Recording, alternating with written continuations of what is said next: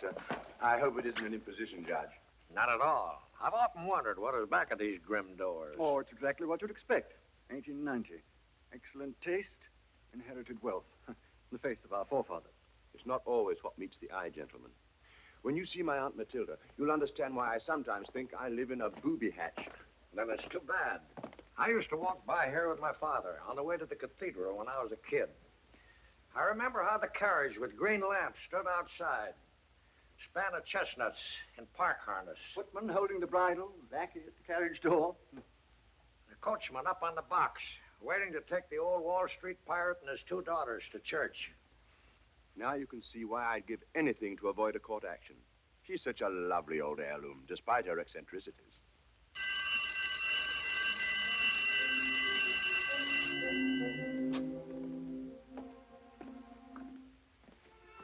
I always ring that gong, gentlemen, to warn people to stop talking about me behind my back.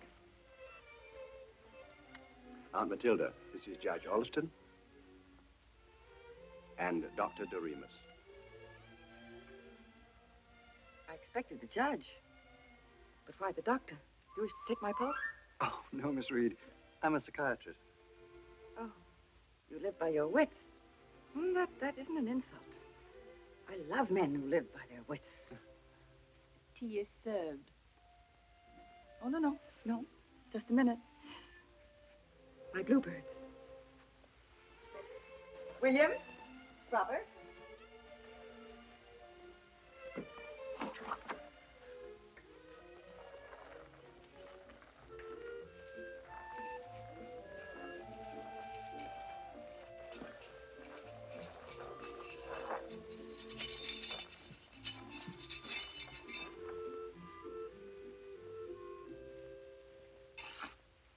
Now, ready?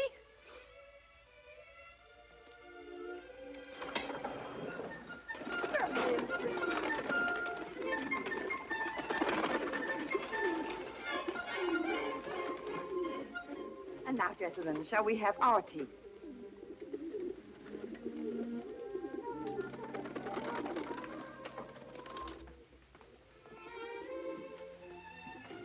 Doctor, over there, please. Judge Alston. Philip?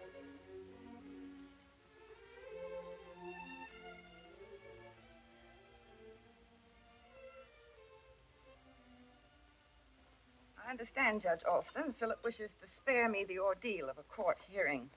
This is purely an informal visit, Miss Reid. Nothing official, I assure you. Well, I won't let you drag me into court. I have no intention of ordering you into court. You think Judge Alston's afraid if I go to his court, I'll find out how crazy everybody else is? The judge makes sense sometimes. All right. I'll make sense. Lemon or cream? Lemon, please.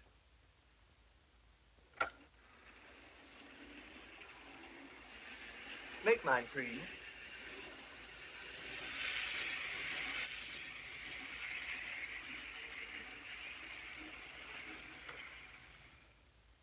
Do you mind if I just have a drink, Aunt Matilda? We have no license to transport whiskey. You see, this railroad system was founded when my boys were little. Your boys? Didn't Philip tell you I have 3 sons? Oh, he told me you once adopted 3 wards. No. They were sons. Michael, Mario, and Jonathan. I suppose you're wondering about these little trains. They belong to my sons. And in the old days, up in the playroom when tea time came, we always played railroad to bring their food to them. But lately, it's been a little too much of an effort for me to play with them down on my hands and knees, so it's fun pretending that my boys are here with me at the big table.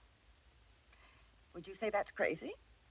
No one minds if you play trains, Aunt Matilda. But it's these other things.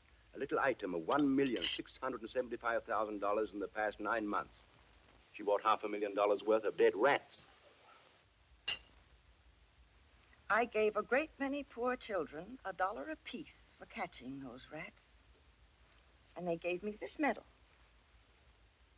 worth $500,000 to me. And that camp for the unhappily married, $750,000. And she only prevented one divorce, a blacksmith and his wife. I got this ring for that. Of course, it's only made out of a horseshoe nail, but it was made by a very happy blacksmith.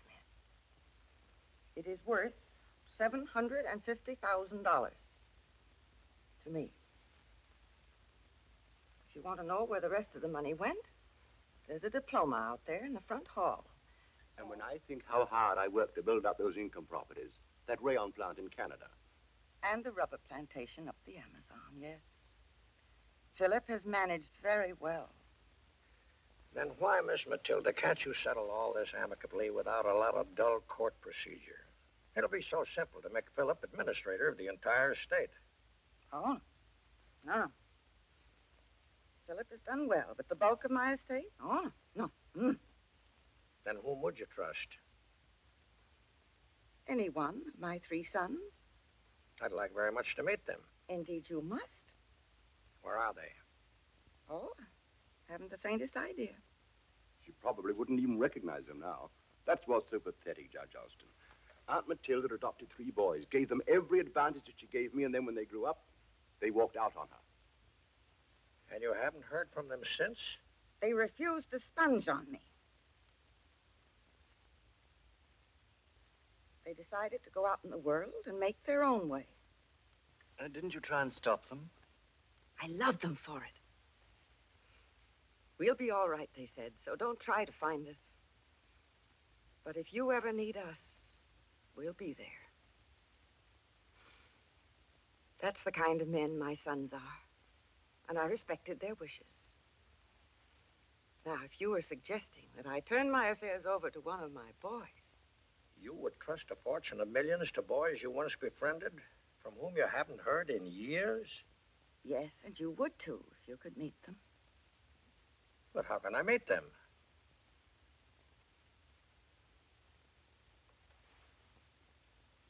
Drop in for a cup of punch on Christmas Eve. I'll have them here, right by the tree. Then you can judge for yourself. On Christmas Eve? That's the time when families are together.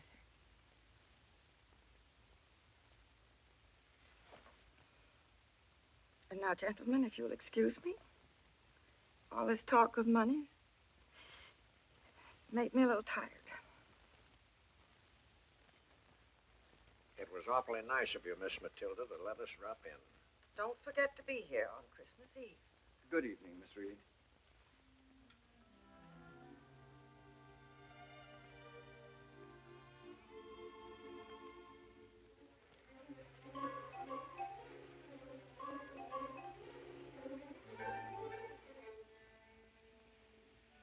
From the United and Benevolent Order of Scrub Women. $440,000. I've seen enough. She's a very interesting old lady. Admittedly, Judge, I'm no financial wizard, but proposing to bring back one of those 3... Yeah, on Christmas Eve.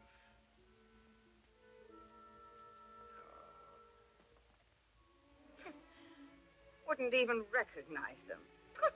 That fast train, madam. That would be Mr. Michaels, wouldn't it? Yes. And if Michael knew what they were trying to do, he'd come speeding back to me. Fast. Michael always did like the fast things in life.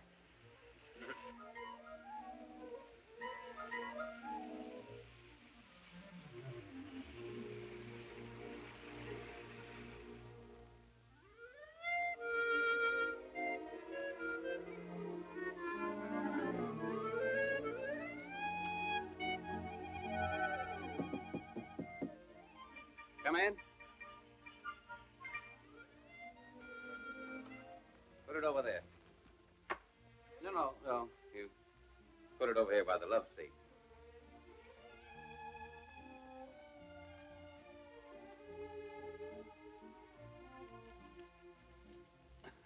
First, you'll have to come over here to get it. Thank you, sir.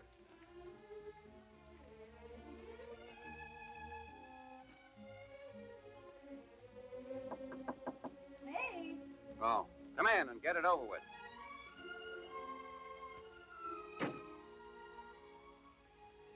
It must be a lot easier with snow on the ground. Well, you're going to make that maid lose her job. Silly boy, I told her I was your wife. You, expecting somebody? Natch. Who is she? Now, look. If you want a glass of wine, go on down to the bar, order a quart, and sign my name. I think you better order another glass. And another quart. Let's drink to it. So you are getting out of here, for good. Not me. Now, I told you yesterday we were through, finished. I love you. Yeah, I know. You told me.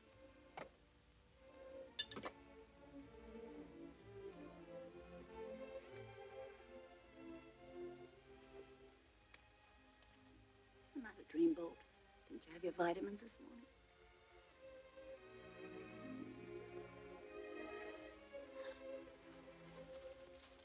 What's she got that I haven't got? I'll do anything for you. I'll learn to use those snowshoes.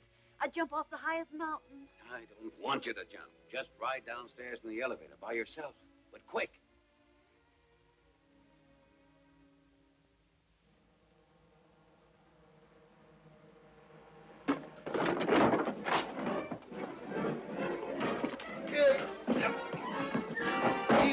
Break your arm, or are you going to put those things back, or shall I throw you out the window? Get in there. I'll get it, dear. Package from Mr. Michael Brooks from the jeweler in the lobby. Darling, this is how much I love you. Think about me while I'm on the way up. Don't stand there, slip him a buck.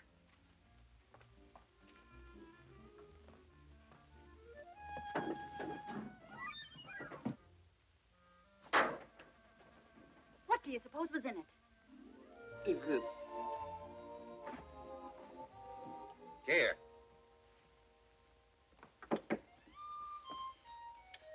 Harry. Oh. But, Michael, the room. I thought you'd be packed by now.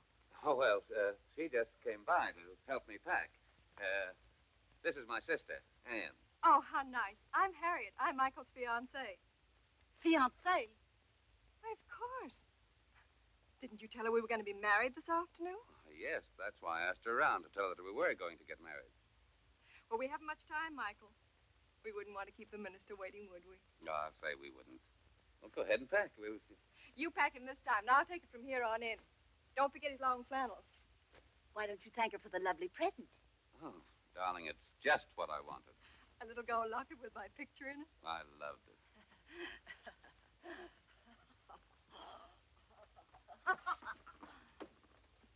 Look, you don't have to hide your relatives. I've got a few myself that we don't let out until after dark. Don't mind me. I'm the orphan that Aunt Matilda didn't adopt. Some champagne, dear? Here, sis. Darling, you're too extravagant, but you're wonderful. Sapphires are my weakness. And this beautiful sable coat. Oh, just a few little wedding presents. Darling, I'm awfully sorry that she had to drop in here. If we don't get out of here, she'll try and go on our honeymoon with us. True. How true. That's grand. I'll tell Anne where to forward my stuff, and I'll just take an overnight suitcase.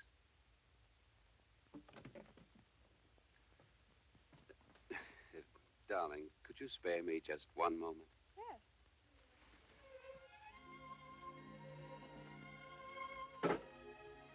What's the idea of bringing my clothes in here?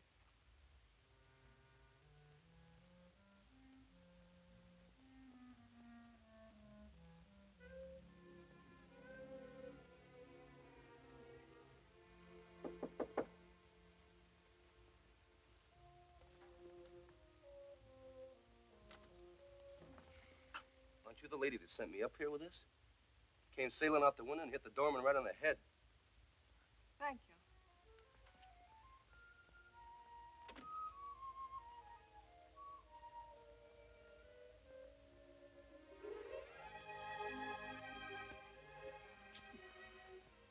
Now, is that nice?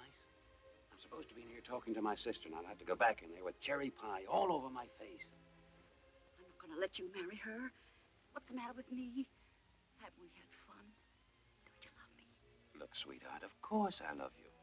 But my marriage to Harriet, that's destiny. Two wealthy families.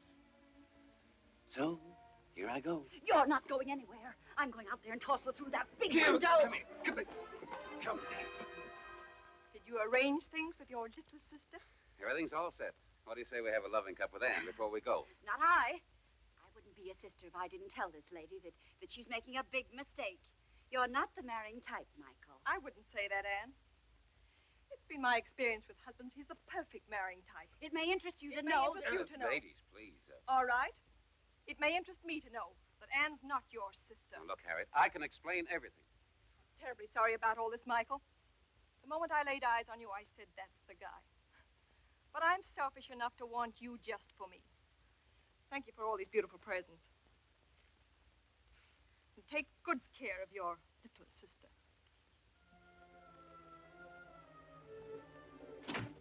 I knew she was yellow.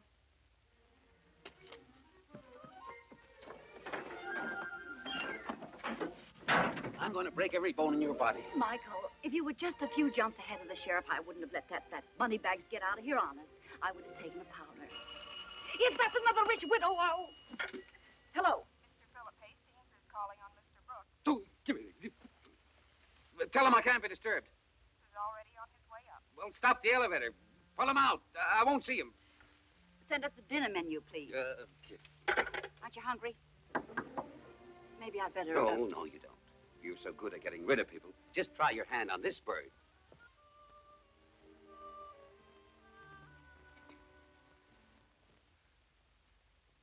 Where have you been all these years, Michael? I've been fine.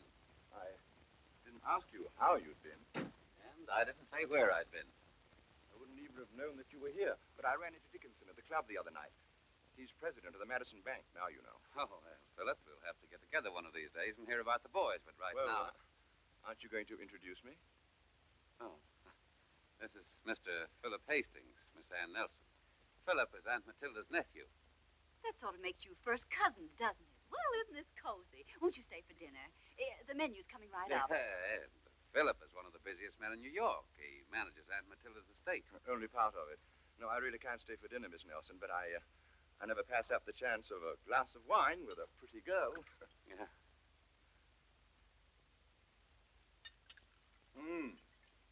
Still the best of everything, eh, Michael? Michael's got to have the best, you know. Oh, Philip, an occasional bottle of wine. If it were only an occasional bottle of wine. But that's why I'm here, Michael. Just a chance remark that Dickinson made at the club about your bank account. Perhaps I'd better go. No, please, stay where you are. You see, Michael, Aunt Matilda's getting along. We just cannot put her through another shock. If that sainted old lady knew that Michael was back here in town and had cashed $75,000 in bad checks... Michael has been bouncing rubber? Well, Philip, I did have a deal, and I was about to wrap it up this afternoon, but something happened. I know, Michael, I know. You always have a rainbow just around the corner. He just can't go on doing things this way. He can't pay $32,000 for a sable coat. He can't buy sapphire wristwatches. Those things get around. Yes, and they usually get around the wrong people. Now, Philip, you know that you have to send money after money, and at the time, they seem like good investments. Can I help it if a pal ratted on me at the psychological moment that I was about to close the deal? Mr. Hastings, if I had known about this terrible expense... Of course, my dear. I'm not criticizing you, but I know that you can get an elegant cloth coat, smart, for around $135, and a wristwatch to charm any girl for $49.50. All right. So I've got $75,000 worth of rubber smoking up the town. What are we going to do about it? I hope you won't go to Aunt Matilda. No. But about that deal I had this afternoon, I still think there's a chance that... Not a chance, Michael, not a chance. Who asked your opinion? Oh, please. I didn't come out here to start a squabble between a pair of lovebirds. You know, I almost envy Michael. Sapphires, sables, vintage champagnes. I sometimes wish I'd spent a little more money. I got those checks from Dickinson. $75,000 out of my own pocket. Philip, you? You picked up those checks out of your own pocket? I'd rather take the loss myself than involve Aunt Matilda. She's an old lady, Michael. It would kill her to read that you'd been put in jail. Philip, I'm going to walk into your office next week and buy those checks back. I hope you do, Michael. I'll just hold them for you. I enjoyed the wine.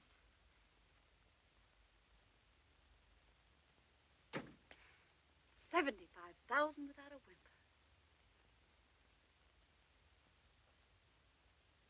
Hasn't it all turned out wonderful? Oh, you're crazy. Oh, Michael, I thought I was going to lose you because you're a rich man, and now you haven't got a quarter. Isn't it wonderful?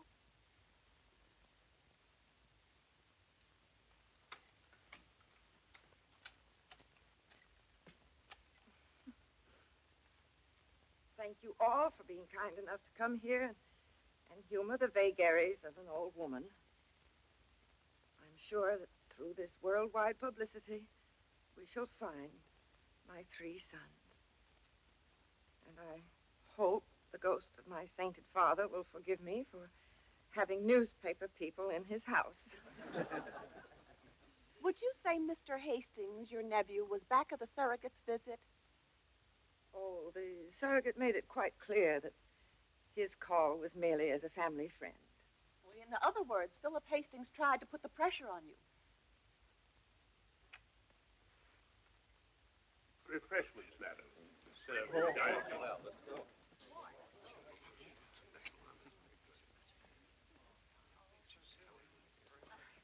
Tell me more about this nephew, Philip. And what was the surrogate's real attitude? He thinks I'm crazy.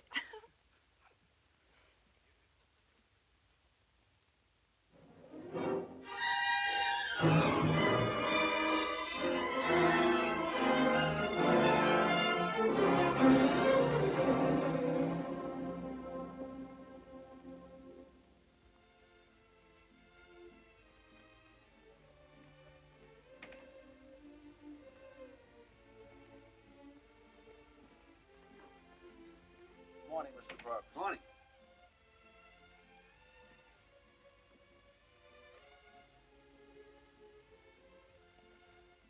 Imagine that.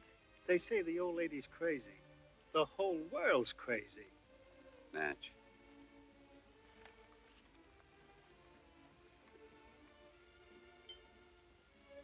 Read all about it in the papers, mister.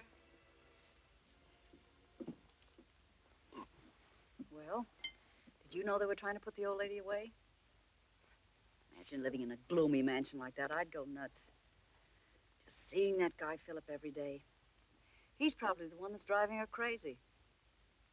You know, Michael, it's too bad the old lady can't have a fling now and again with you. It'd do her good. Waltzing around dance floors. Philip paid off those checks out of his own pocket. He said he did it because he wanted to spare Aunt Matilda the shock at this time. You can sit there not caring if they lock her up in a padded cell. It's just my luck. Carrying the torch for a man who's mean enough to see an old lady go with the booby hatch without raising a finger. Philip's managing her estate. That guy who was so sweet. So Philip shells out 75 G's because he knows they're going to try and put Aunt Matilda in the booby hatch. Who's trying to put Aunt Matilda in the booby hatch? I'm asking. Don't sit there, rob a bank. I'll help you. Get those checks back from that heel of a nephew. Don't let them think the old lady was crazy enough to raise a big grafter like you. Philip's a snake. That baby-faced chisel who buys cheap wristwatches. Suppose you do go to jail for a little while. For your magazine. Philip paid all that dough to get a stranglehold on me. If I could only get those checks back. Now you go to jail. Smart boy, that Philip. I don't care if we live under the Brooklyn Bridge. I don't expect people to be on the level about little things, but this. Well, don't sit there like that. Do something. Come on. We're going to call on Cousin Philip. Waiter. Waiter. Why, oh, Mr. Brooks. Good morning. Yeah.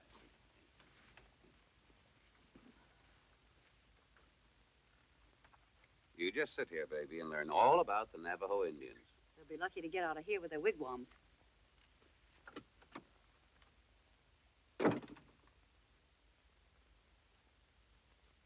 Philip, after reading the morning papers, I think I figured out your angle on those bum checks.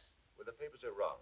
I don't want any more responsibility about Matilda's estate than I've got. But, Philip, that Don't come here accusing me of trying to take over more of Aunt Matilda's fortune than she's already heaped upon my shoulders.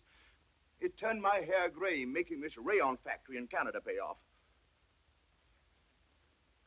And that rubber plant up the Amazon. I got malaria there. I picked up your checks only to save Aunt Matilda further shock. Then I guess you're right, dropping me that $75,000 hint to get out of town. I don't suppose I'd make much of a showing at Aunt Matilda's hearing, especially if the surrogate got his hooks into me. Now you're getting at the heart of the thing, Michael. I dare say the further away I am, the better it will be for Aunt Matilda. But I do want to work out that debt I owe you. So, what shall it be? Canada or the Amazon? For heaven's sake, stay away from those dreadful places. But, Philip, I haven't got a button. We'll make the girl hawk the sable coat and the sapphire watch. Oh, the girl that got those. She's just water over the dam.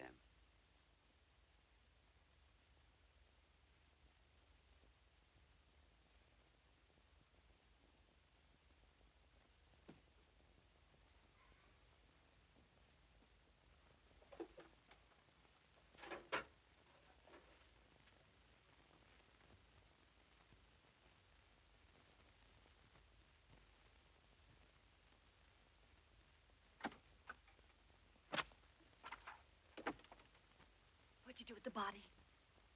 Will you marry me? Did you go in there and tap him again? And after we married, $10,000 worth of Palm Springs. Thought you were going to punch him in the nose. Horseback riding in the moonlight, winter fruit, desert sun, bingo in the lounge. Well, you finally taught me a lesson. Always glad to help a girl out. It's been nice knowing you, Michael.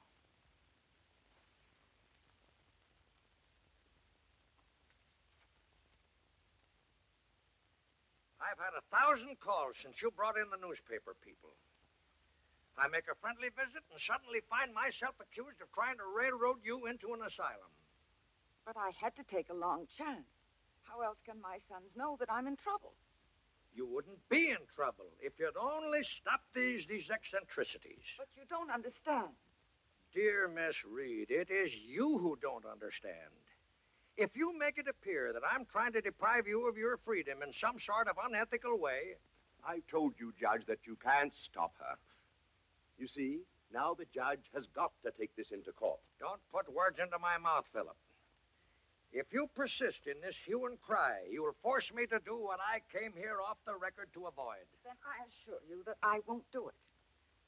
And I'm very sorry if I've caused you any embarrassment. But don't forget that you promised to drop by on Christmas Eve. Yes, I promised. Providing you do nothing further... No, of course not. So don't worry about it. And I will have my sons here on Christmas Eve.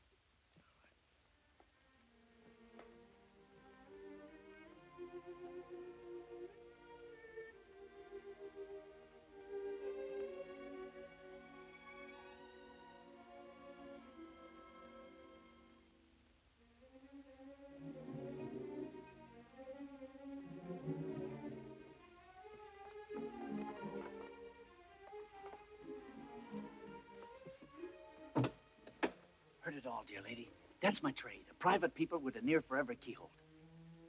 Yes, well, pour yourself a drink and then make your report. Thanks. Got some news for you, dear lady. Good. Located your playboy. Michael's here. He's in New York. And he'll be here Christmas Eve, I know it. Not a chance, dear lady. Some checks bounced right back in his face, and he had to blow town. Checks? Bounced? Yeah, bad checks. Just when he had a deal all set to marry a lady by the name of Harriet Rhodes. Harriet Rhodes. All the money in the world wouldn't make Michael marry that money bag. Well, he could have done with some of her money before he disappeared. Michael was never a bad boy. He should have come here. What about the others? What about Mario? I'm getting through to some pals of his.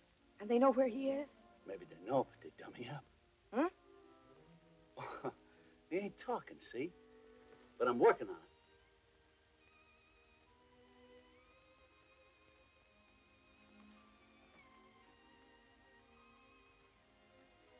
Maybe he's so far away, hasn't heard about me.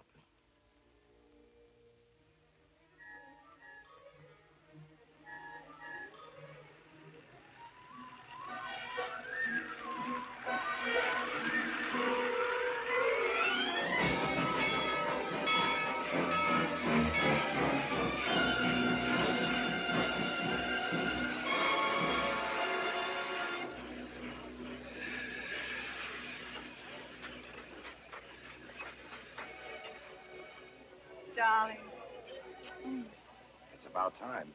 I'll never go away again.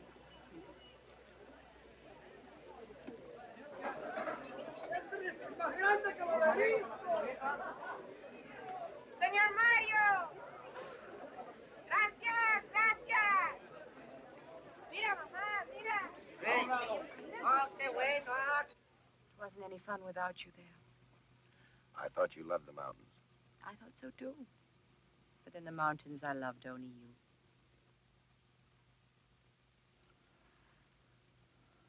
Oh, we're not dining at your club tonight, darling. I thought it'd be nicer at my little house. Just the two of us. I've got to stop by my place first. Then I go with you.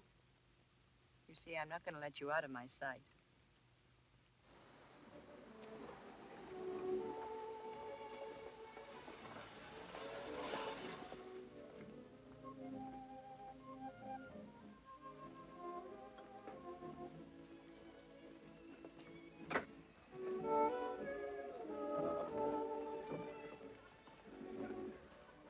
Can I talk to you a minute, Jack? Sure. Excuse me. It's an FBI guy in your office. I figured you didn't want anything like that waiting around outside. Tell him I'll be right in. Give me 2 minutes, please. All right, but not 1 second more. Sit down. Hurry.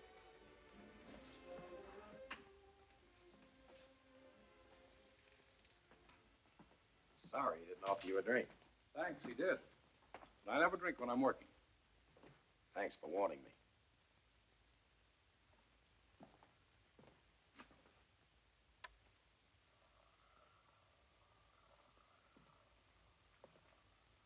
Be glad to give you a record of anything I say to an FBI man. Look, fella, you're not my pigeon. I didn't fly down here to nail you. You wouldn't like to be in New York? Walk into the Stork Club, see everybody? I've just seen everybody. She came in on the evening train. So if you'll make it snappy. I suppose you can guess the business I'm on down here. In my business, we don't play guessing games. Especially in front of the FBI. And besides, Go on. Say the rest of it. I've no authority down here to make you guess. Saves me the trouble of asking you that. Still, it's a pretty good deal living in the States. Uncle Sam might appreciate your help. What help? Well, we need a little assistance. I'm no stooge for the cops. Here or anywhere else.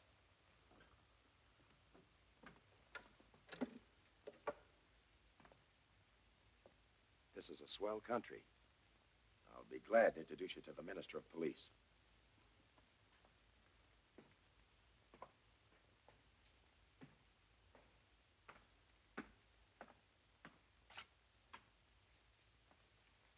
I forgot to ask you one question. You ever hear of Gus Reichman?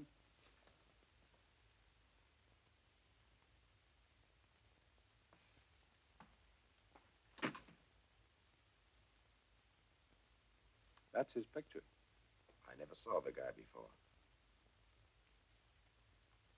Back in Nuremberg, there's a piece of rope waiting for that lug. He salted away plenty down here before the war, but we're not interested in his dough. We just want to loop those 13 knots around this tricky devil's neck and let him jump off into space. Everybody wanted him, but he slipped through the back door of Europe.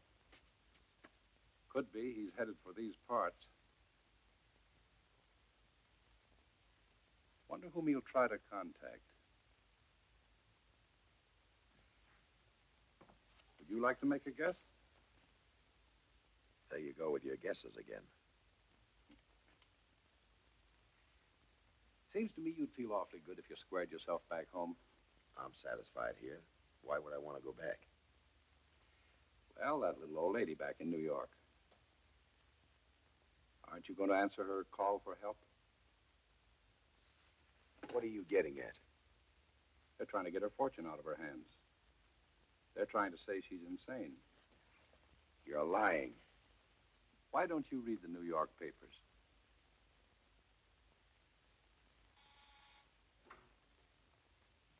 Show this man out. If you don't mind. This way, please. Not at all.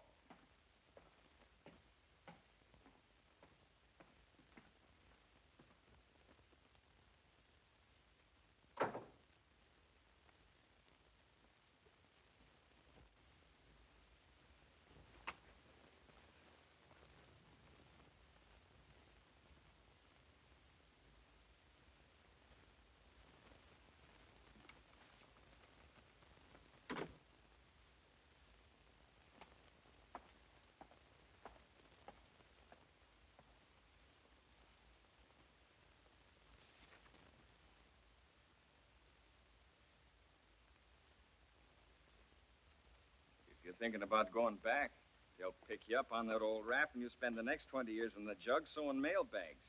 You won't be much help to the old lady. Have you been gabbing with that guy? Not me. I just happened to overhear what you're talking about. Look, boss, down here, you're an important guy. Well, look at the setup you got.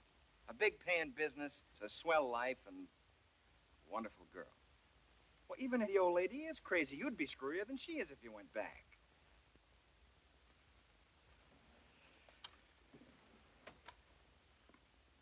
Make a reservation for me on the 8 o'clock plane in the morning.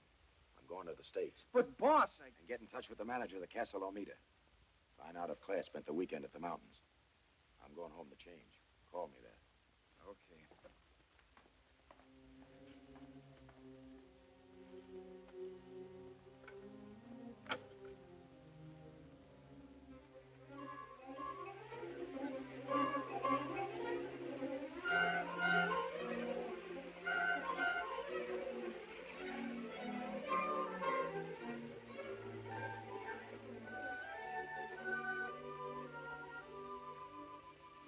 Have you any idea how many toy trains are wrecked by fathers on Christmas Day?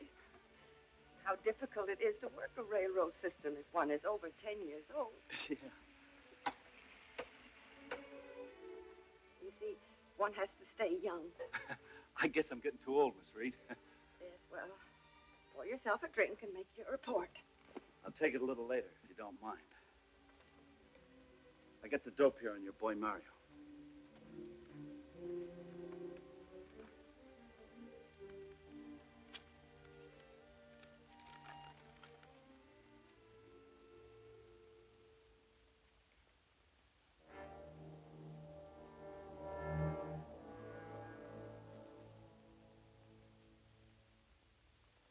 Where is he now? S.A., dear lady. South America. He's a lamster, got a 20-year rap if he comes back to God's country. Can't you talk English? Well, our friend Mario, he stepped into a deal that was strictly from Limburger. You understand, he was in trouble about a certain deal, and, well, he got hot-tempered. Yes, Mario was always hot-tempered. Take my advice, sir, lady. You'd be better off if Michael or Mario never come back. And who asked you for your advice, pray? Sorry. I pay you to get information, not to interpret it. Now, don't tell me you can't find Jonathan. A man like Jonathan doesn't just vanish into thin air. Hire 1,000 detectives if you need them to help you, but find him. You're a mother, all right. If even one of them comes back, you'd be the... I don't care if Michael is ashamed to come back, or what Mario's past has been. And wherever Jonathan is, you must find him.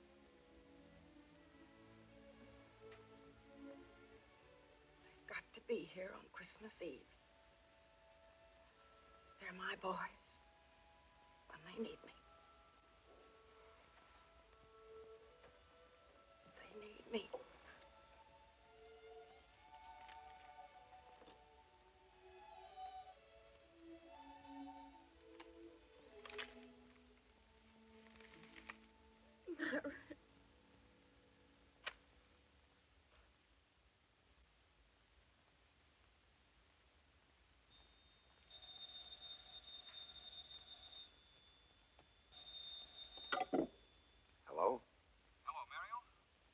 Yes? Say, I had a kind of a tough time getting hold of the manager of that mountain place, but well, he says, Claire wasn't up there over the weekend. You're sure? Well, that's what the guy said. That's all I know. Okay.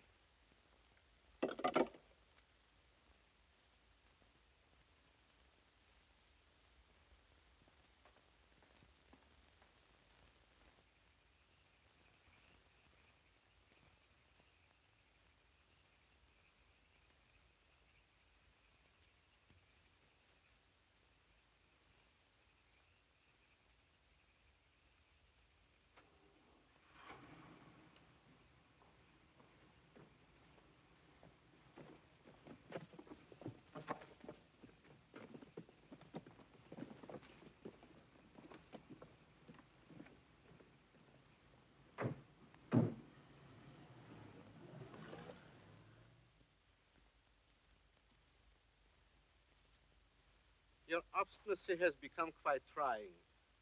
I dislike using persuasive methods, but you force me to do so. You know nothing about the beautiful Fräulein. Really. Oh, I'm tired of hearing you say that. Such a lovely girl.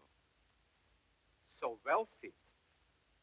Together you must have had such wonderful times spending her money. You don't know what I'm talking about. You don't know where the money came from that built your magnificent nightclub. You shut your eyes and thought it just grew. Now you're going to the States, taking the rest of it with you. And she'll meet you there later, perhaps. I don't know what you're talking about. What a pity. Let me refresh your memory. I sent her here with $10 million in cash and jewels.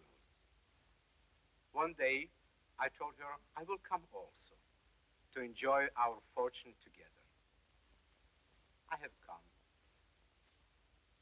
But the money, where has it gone? Has it legs? Has it wings? Has it? How do I know?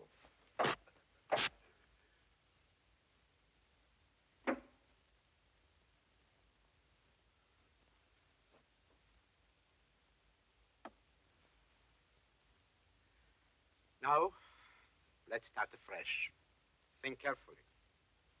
What has she told you about our affairs? Nothing. Look, Reitman, you can work me over, you can kill me. But how can I tell you something I don't know? Bring her in.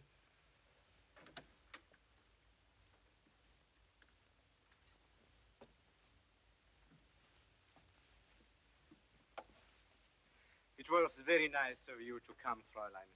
May I introduce you to... Mario! Oh, but of course. I had almost forgotten that you knew each other. What is this? I'm on my way to your house to find out why you left the office, and his strong-arm men picked me up. What's the score? You animal. Come now, Fräulein. If you had been more informative, this wouldn't have happened. I can be very persuasive. Stop it, Gustav. He knows nothing about you, nothing about your money. With two people as close as... Well, that's very difficult to believe. Is all this true? Yes. A guy in a fancy uniform and a smooth line, and you fell for it. What a hero. Well, if that's what you want, you can have it. Leave him alone, Gustav. I'll tell you about the money. Oh, so? Now we're beginning to get somewhere. Oh, darling, I was a fool. I didn't realize how rotten they were, how rotten he was. When I came to my senses, I swore the money would never get back to him. I told him so tonight. I'm not interested in your sentiments, Fräulein. Gustav, I'll make a bargain with you. If you'll let him go, I'll tell you where the money is. Now you are sensible, my Liebchen. You promise? Why not? It's no longer important. Well?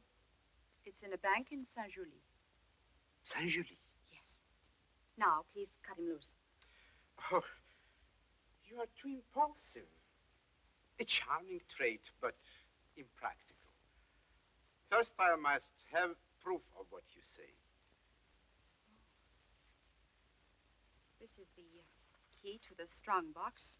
It's in the wardrobe at my house. You'll find the bank receipt there. Now cut him loose, please. First, I must see the receipt. You heard the lady. Hurry. You mean Mario must wait until that man returns? Mario must wait. Don't let him kid you. He isn't going to turn me loose. To let you go ashore and notify the authorities?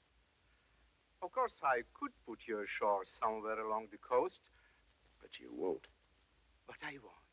But Gustav, you can't do this. You promised to let him go. Promises, my dear lady, are the counterfeit currency that inferior people exact from each other when unsure of their own strength. Sit down. Tell the engineer to warm up the engines. You mean you're sailing? As soon as my man returns with your bank receipt. You sure walked into that one. Did I? Well, we'll settle this right now. You never had any intention of letting him go, did you? The sea is a wide place, and it has no tongue. As for you, after you have turned my money back to me, perhaps. Well, you won't find it that easy. Because I promised to tell you only where your money is, not who's going to get it. Where is to get it, then? The American occupation authorities in Berlin. That's where I went over the weekend, to Saint-Julie, to make final arrangements for sending the money back. I knew when he found out about it, my life would be worthless, but I tried to save you. That's where I left your office, to make you think the worst of me. Keep you out of this. All I wanted to do, all I could think of was to get right with myself, to settle my score. Plug him up.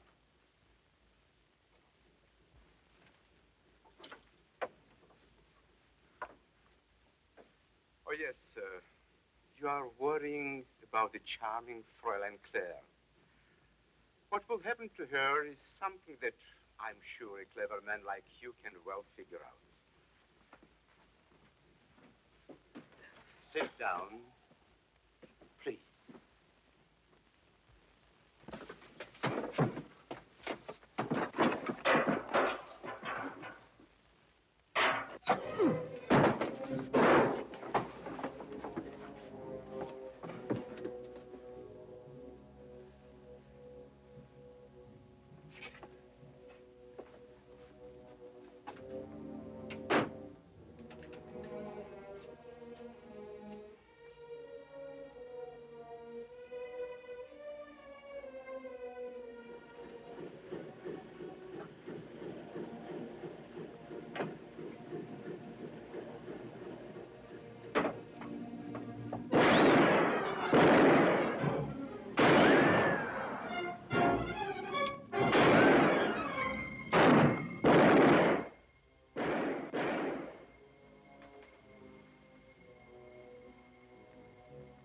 The engines are stopping.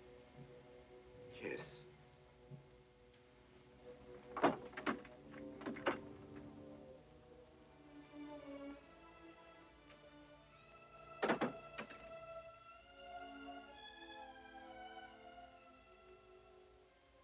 Your friend is Verstov, Fräulein. But when he tries to come in here, first you, then him.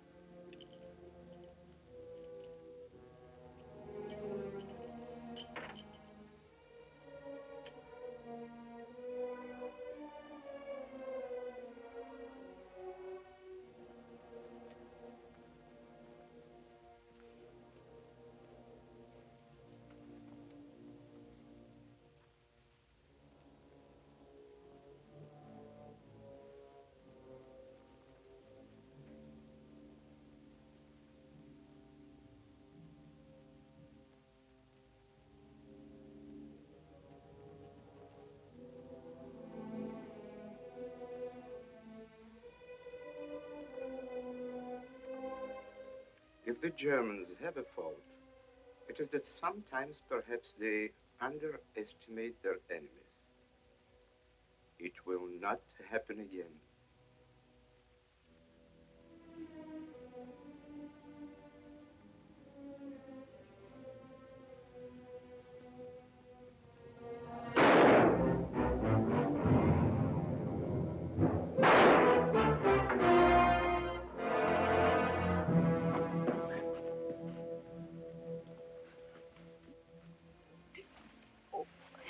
Claire.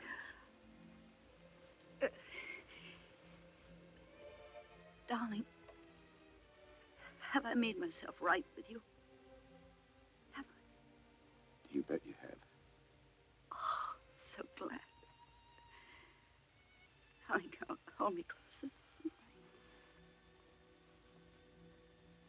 Mario, I love you. Claire.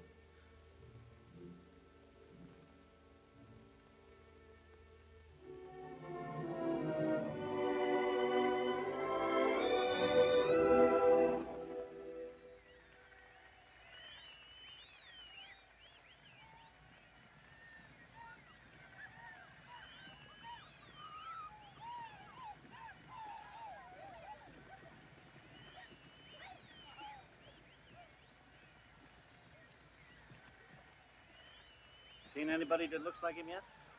No. Not even remotely like Jonathan. There's more film, Miss Reid. Maybe one of them will be your little buckaroo.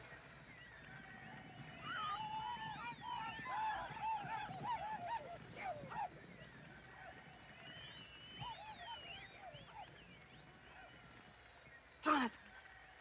That's Jonathan. Look, William, there he is. Yes, madam, I see him. I see him.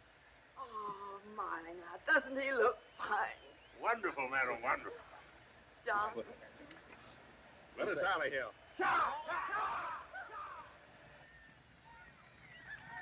Stay on him, Jonathan. Ride him, cowboy. Ride him, Jonathan. That's the boy. Oh.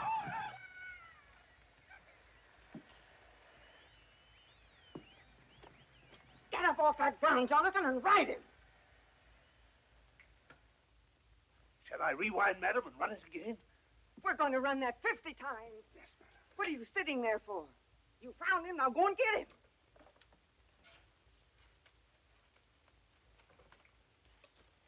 Hurry up, Williams, hurry up. I'm rewinding it as fast as I can, madam.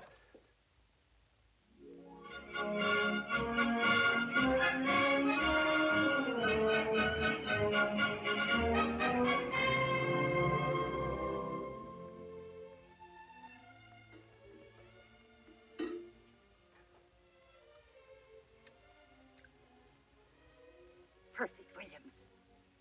It's a perfect Christmas punch. Thank you, madam. Oh, are there any further orders for Robert before we leave? Hmm? Robert.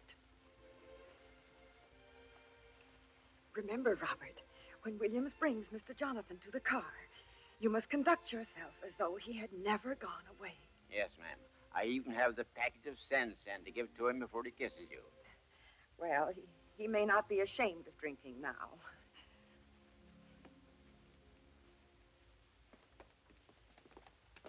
What are you up to?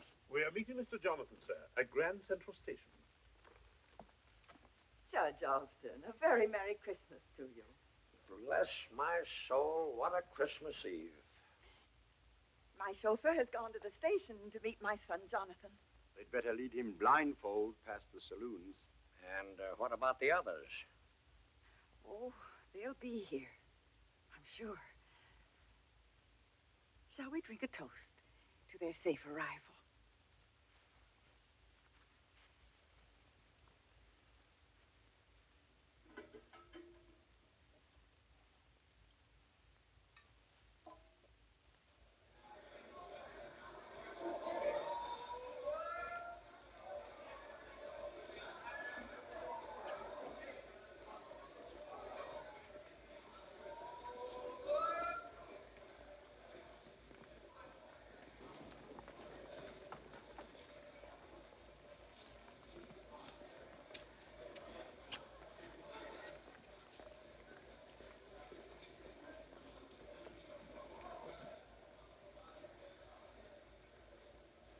It's old Bill himself. Mr. Jonathan.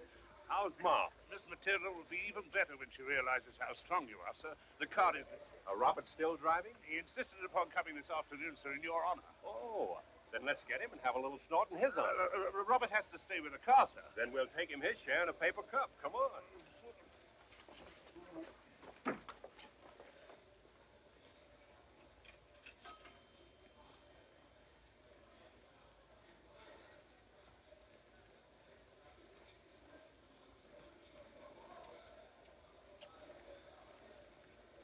Sit down, Williams.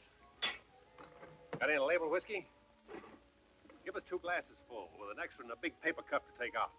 It's against the law to take liquor off the premises, sir. Oh.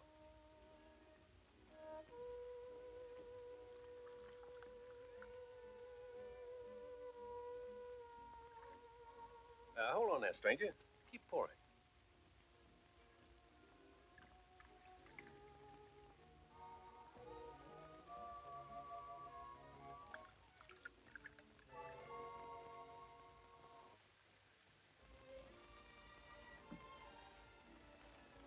Oh, that ain't for Robert. Go on and drink it, Williams.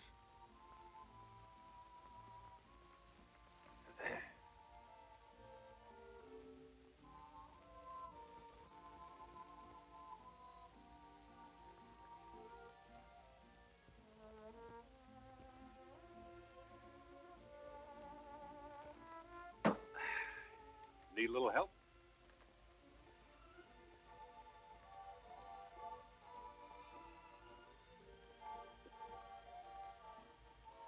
Shall we go now, sir?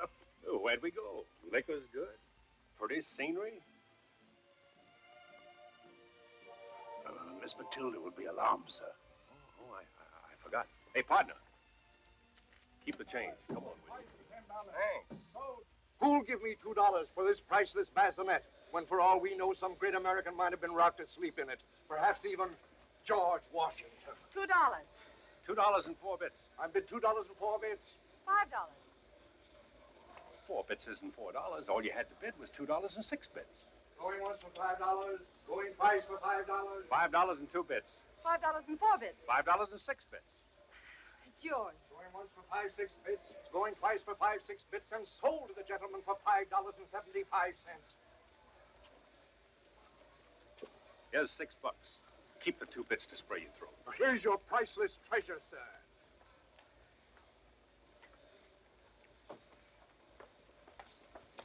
What's your hurry, ma'am? I want to give you this rockabye thing. Why, sure. I only spoke up like I did to keep someone else from rushing away from you at a higher price. Besides, I wanted to meet you. Maybe you'll do, after all. Yes, I'll take a chance on you. A chance on what? What's the matter, ma'am? Oh, at 6 o'clock, I'm going to become a mother. Mother? And it's your fault. My fault? If I'm late. Oh, you won't be late, ma'am. I'll take you. Really, sir, your Aunt Matilda's waiting. But, Williams, I can't leave the lady. She's about to have a baby. Well, let's not be excited, sir. I've had 3 myself. Would you like us to call a policeman, madam? A policeman? Are you afraid to take me there without a policeman? Why, ma'am, I'll be glad to take you anyway. But really, sir, your aunt, I mean, we can never explain this delay. We haven't time to explain, Williams. I've got to get going. Yes, we've got to get going. Quick, Williams, the car. Where do you wish to go? 128 West Meredith Street. 128 West Meredith Street. Tell him to hurry. I've always heard it ain't best to drive fast under these conditions. But it's all set for 6 o'clock. And where I come from, they don't go by the clock. They just sort of, take you by surprise, natural-like. I know. But stick with me, cowboy. This is something special. Oh, sure. You know, you kind of had me wondering at first, but I guess I know now why you were so anxious to get that cradle. Won't you please take it from me as a gift to the little fella? Look, can't you make them hurry? I simply must be there on time, or I'll... Yes, ma'am. Put the spurs to him, Robert.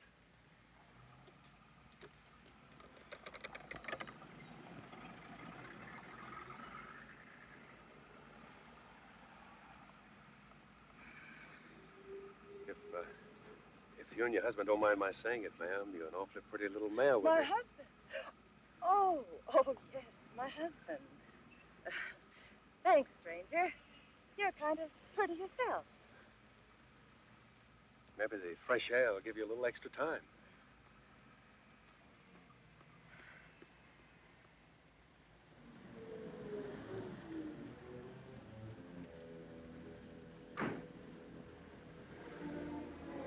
Mr. Jonathan. Be careful. She'll pin more things on you than she will on the baby. Look, lady, Please, not right here on the sidewalk.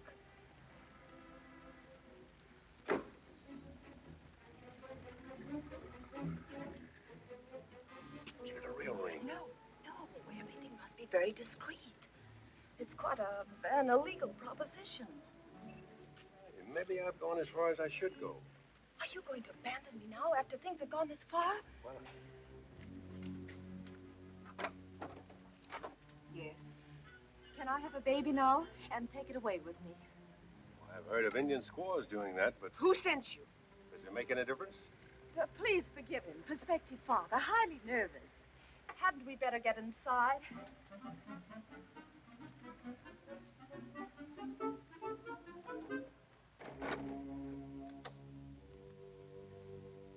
The doctor will be here in a moment. I think you'd better relax on this couch. Oh. Isn't it going to be wonderful?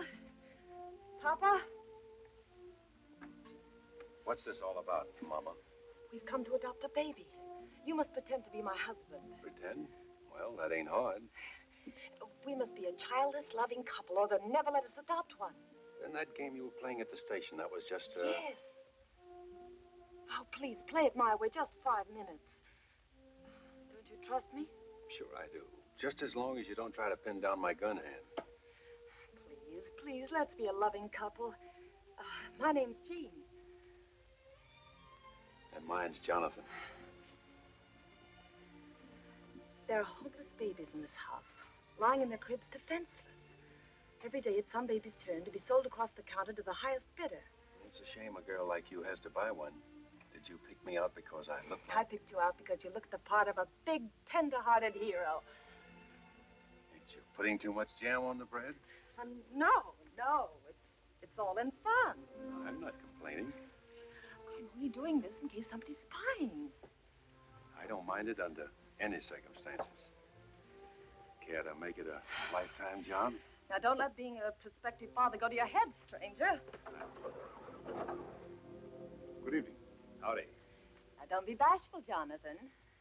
We'd like to look at some of your yearlings. Who sent you here? We were told to say Max sent us to see Dr. Bunyan. I'm Dr. Bunyan.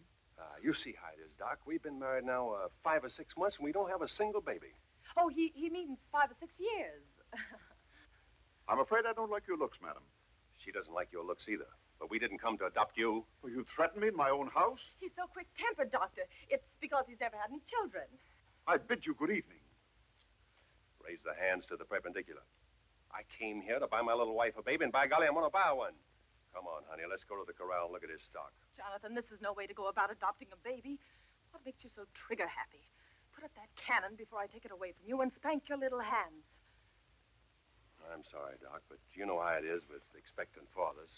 I admit it's a little irregular, but we're prepared to make it worth your while. 100 white-faced heifers for one little pink-faced calf.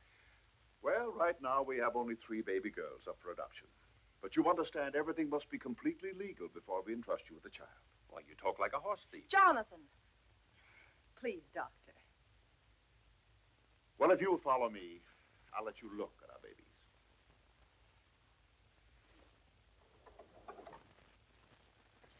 Oh, Jonathan. Why, hello, Blue Eyes. What happened to your hair? Oh.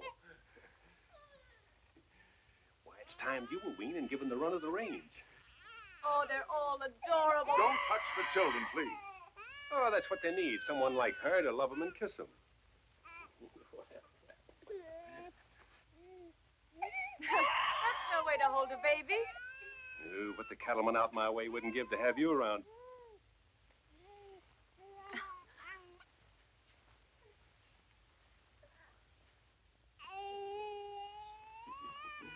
Any reduction if I take the whole herd right here at the railhead? You can't even take one without the proper adoption papers. Well, I haven't seen any brand on them.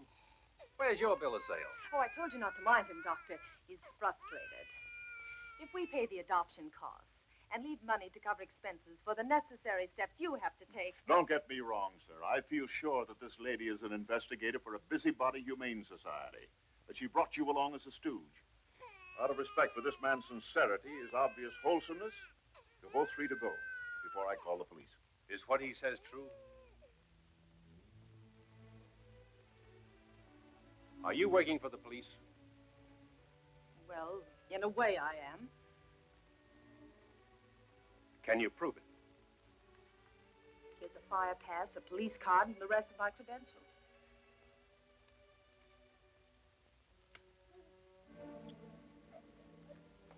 Now, let's see your doctor's papers. Well, if you'll come with me, I'll be glad to show you my credentials.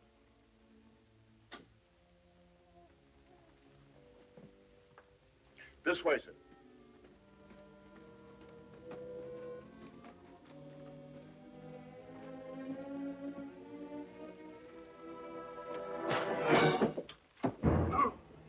They have a car waiting outside. I'll take care of it.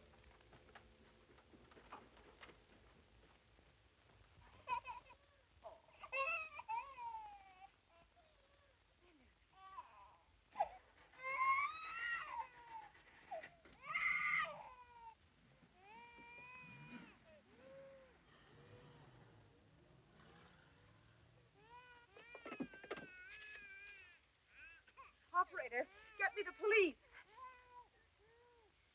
You nosy little rat, you. What are you trying to do, murderer? Come on, get her out of here.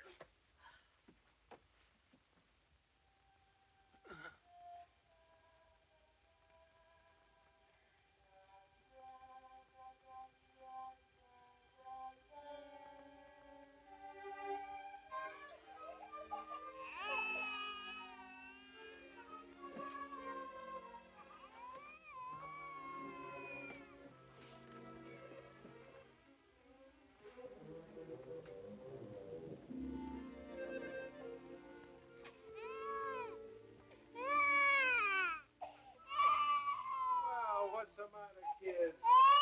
Now, Brown Eyes, take it easy. Everything's going to be fine. Fine.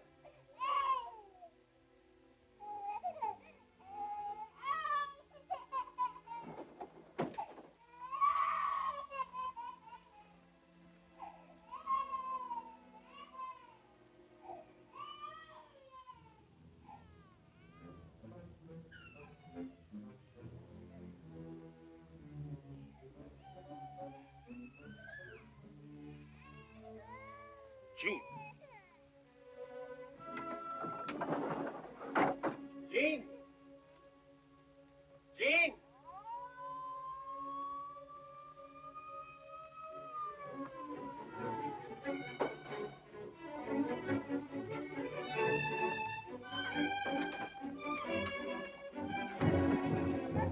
Look, girls, I can't leave you here. I know of 3 other kids that were fished out of a joint like this.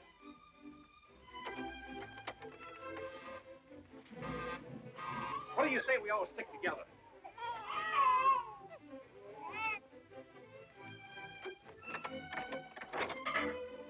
That's the girl, brothers. All right, boys, take it in.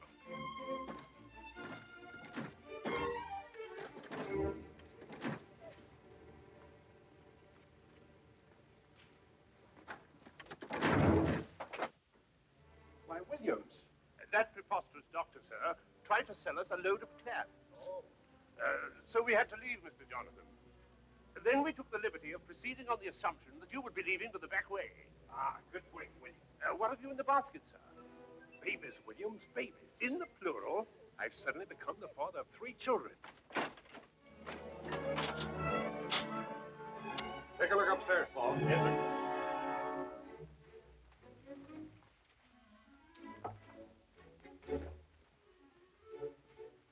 Find the light switch. Quick, Williams, let's get out of here. Certainly, sir. We shall take a powder.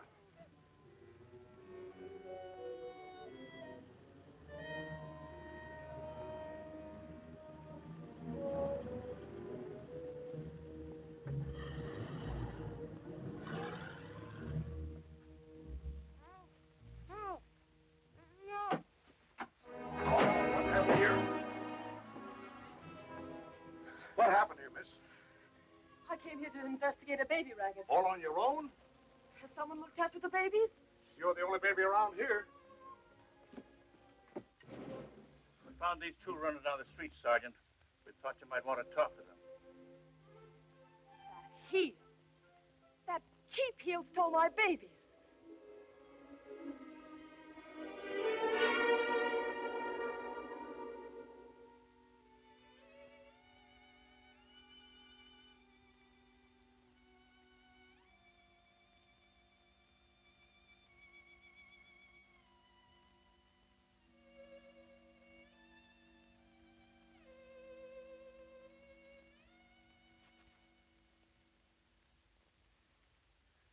Miss Matilda, it's been an hour and a half.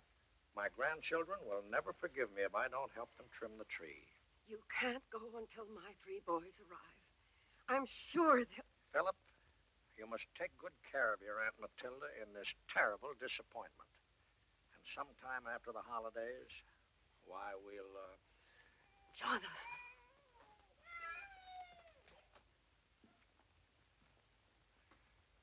I got here, Mom. Jonathan. Oh, that's nothing, Mom. I just cut myself while shaving. Oh, there's just no knowing what my boy's been through to get here. Look, Mom, let's don't stand here on the sidewalk. Let's go into the saloon. A real Merry Christmas to you. Same to you, Philip. Since I have an absorbing interest in this youngster, will someone tell me what I'm to do with it next? Oh, let me have it. So what do you think of a family? All girls. Wonderful, Jonathan. Wonderful. Edith. Yes, ma'am. Oh, the darling. Robert, you'll have to go to the drugstore and get some formula and lots of nursing bottles right away. Oh, sweetheart. And then, Edith, you sterilize those bottles thoroughly. We'll put them right to bed upstairs in the old nursery. It'll be like old times, except there'll be 3 little fillies in the old corral. I'm sorry I'm late, Mom, but I had to swing my rope around those 3 little strays. Jonathan, this is Judge Alston. This is not the first time I've been face to face with a judge. Now, tell us all about your 3 lovely little girls. Well, Mom, it was this way. The only woman I ever loved was a girl named Tricky. She got killed bulldogging a steer at the Pendleton Roundup. And when I went to bury her, my shovel hit a gold mine, a vein of pure ore, 3 feet thick. Now that I've struck it rich and got me a big 30-room house, I don't want to get lonesome, so I'm back here to pick up 10 or 15 head of children. Orphan children. Orphan children. Have you the proper adoption papers for these children? Can't they grow up without them? I'm very happy one of your sons got here. But, madam, now I must be going. There he is. Still wearing those phony cowboy clothes. Where are my babies? Well, aren't you interested in what happened to me with my skull broken open? No. Aren't you old Isaiah Bradford's granddaughter? Miss Matilda, I'm very sorry to intrude, but... Why, Jean, are you mixed up in this? I'm glad you're on the trail, too, Judge Alston. There's the meanest man in the world, a baby thief. Oh, now look here, Jean. The judge knows all about my coming here to adopt a small herd of children to take to my place out west. Oh, why, you're not going to believe that, Judge Alston. You weren't even thinking of babies when I picked you up. Why, honey, you didn't pick me up. I just took you along for the ride. Going up there to pick up a few little mavericks and put my brand on them, just out of gratitude for the way Aunt Matilda picked up her 3 little strays. Tell this madman, Judge, they're my babies. I need them for evidence. Evidence? What evidence? I was on an assignment for the Welfare Association. Adopt a child, pay for it, and crack open that phony baby adoption racket. But I needed a husband. And he looked so big and strong, and... What did you do with my babies? They're safe in bed upstairs in the nursery. Well, thank you for bringing them here. I'm sorry if I was a little rough on you, but you see, it just so happens I'm interested in babies. Why, ma'am, if you're that much interested in babies, it's time we get acquainted. You see how it is, Judge? And he's the best of the three.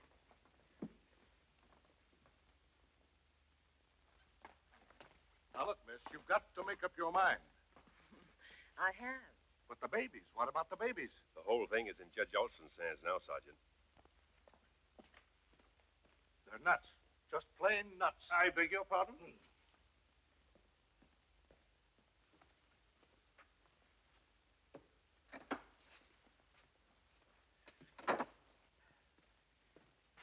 Why don't you go in there where it's warm with the rest of the screwballs? Because I like it here.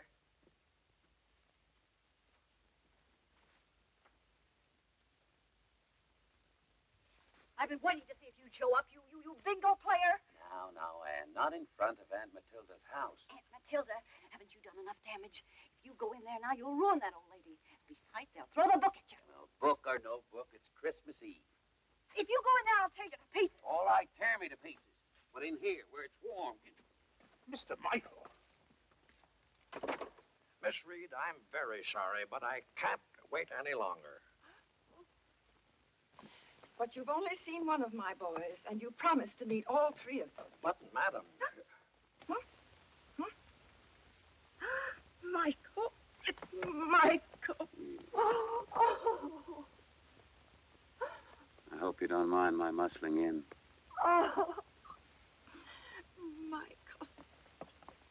Judge Alston, this is Michael, my second son. Oh, I'm sorry I'm late, sir. Merry Christmas, Philip. I didn't think you'd have the nerve. And you, my dear? I'm Ann Nelson. I came here because... Because Anne is my fiancée. Fiancé? Yes, I asked her to marry me in Philip's office. And very good stock, too. We need new blood in the family. And Philip, you didn't tell me you'd seen Michael. I didn't want to break your heart, Aunt Matilda. He bilked me out of $10,000 cash, besides floating $75,000 worth of rubber. Yeah, and speaking of rubber, have you still got that factory 3,000 miles up the Amazon and that rayon plant in Canada? You know, I spent $10,000 trying to find those. Philip, you should be ashamed stealing money from Aunt Matilda. Dreamboat! Michael, I want you to stop it.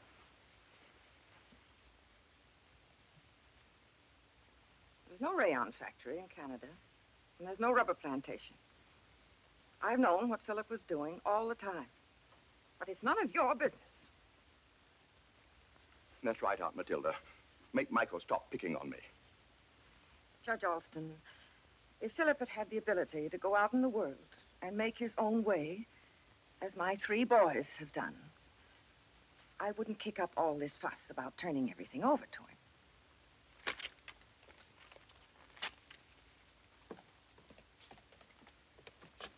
Mike. Johnny! Gee, I'm glad you made it. And look what I collected on the way. This is my son, Michael. Oh, how do you do? Miss Nelson, Miss Bradley. Why, you're just a baby. Oh, we have 3 children upstairs.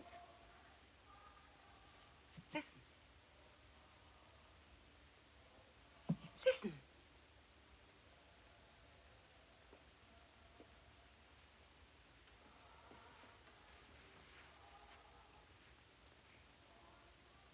Do you hear that music? What music? How Mario loves that song. Aunt Matilda sometimes has bells ringing in her head. Mario is here. I suppose I don't hear church bells either. Yes, now you do. I'll go meet Mario myself. I'm beginning to think you all need guardians.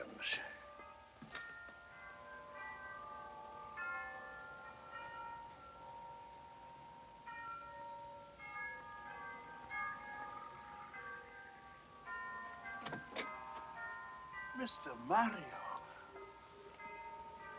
Merry Christmas, Williams. Thank you, sir. I figured you'd head straight for here. You took an awful chance, Mario. Let's go.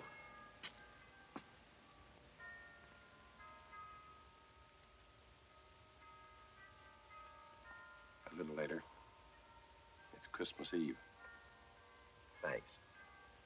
Come on in. I want you to meet a great lady.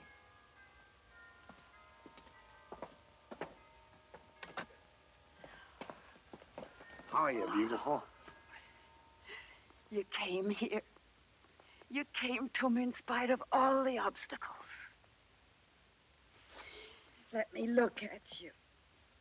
How are you, darling Mario? I couldn't be better. How are you? That's the thing. Fine. Just fine. I'm Joe Bland, Miss Reid. My partner wanted me to meet you. But we have to leave for Washington tonight. It was very good of you to come, Mr. Bland. Won't you please join us? Thank you.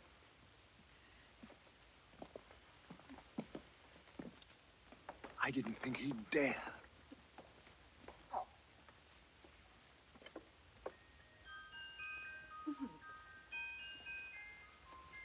Hello, Philip. Judge Alston, this is my son, Mario. How do you do? How do you do, sir? And look who's here.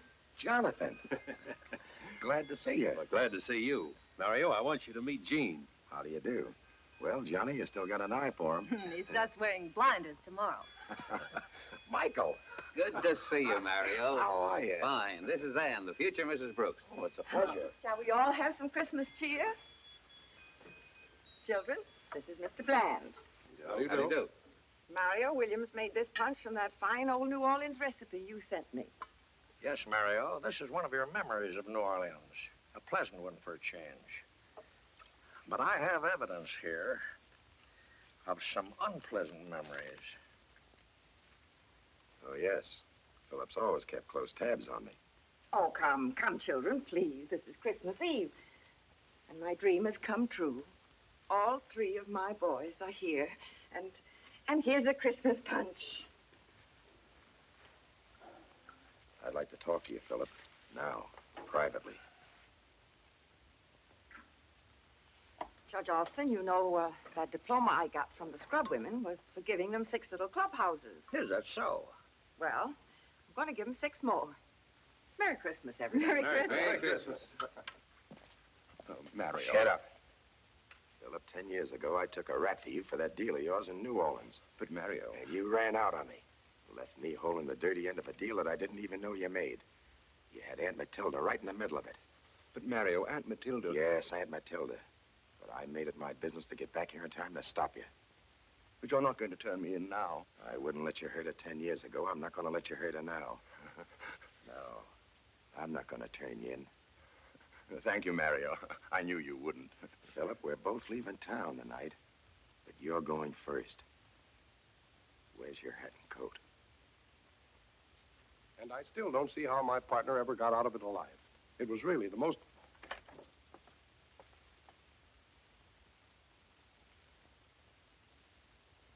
Sorry, Mother, but Philip was called away unexpectedly. Oh. Well, I must run along. Good night, and Merry Christmas. Good night. Good night, Mr. Bland, and thank you.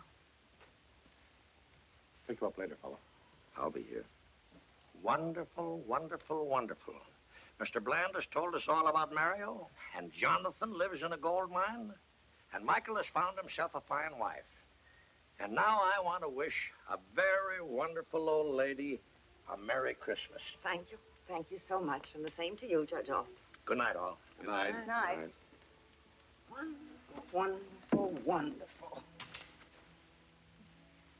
A broken-down rodeo rider who had to sell his saddle to buy a Christmas dinner. And a Beau Brummel who'll probably wind up in a garret, just as the original Playboy did.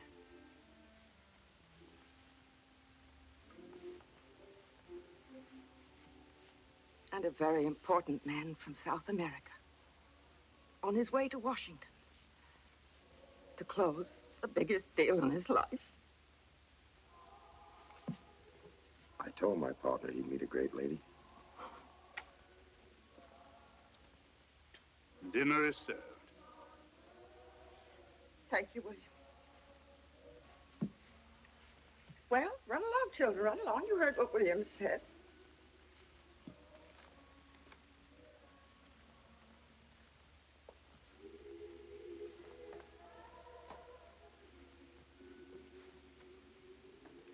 I know now, Mario, that you covered up for Philip in New Orleans. But I'm sure everything is going to turn out right.